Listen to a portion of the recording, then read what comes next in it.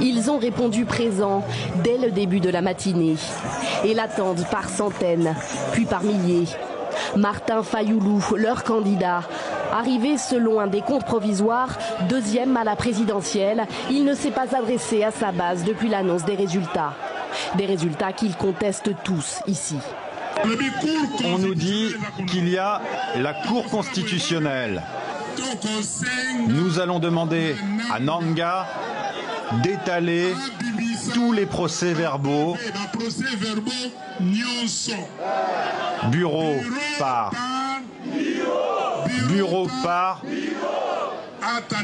Nous allons faire venir tous les témoins, les observateurs de la Senko, de l'ECC, les frères de l'Union africaine,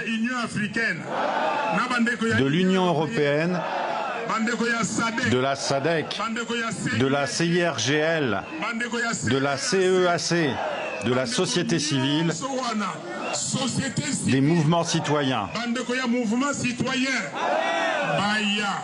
Que tous on recompte bureau par bureau, n'est-ce pas? User de la voie légale, saisir la Cour constitutionnelle que tous ici considèrent comme acquise au pouvoir. Martin Fayulu a su convaincre. Selon le décompte de la Mouka, il a obtenu 8 millions de voix, soit 61,5% des suffrages. Ce serait 3 fois plus qu'Étienne Tshisekedi, pourtant proclamé vainqueur par la commission électorale jeudi. Alors ce que Martin Fayulu demande à la Cour constitutionnelle, ce n'est pas l'annulation des résultats du scrutin, car il sait que cette option permettrait au président sortant, Joseph Kabila, de se maintenir au pouvoir. Non, ce qu'il attend, c'est qu'elle présente le comptage précis des voix. Le recours doit être déposé samedi matin.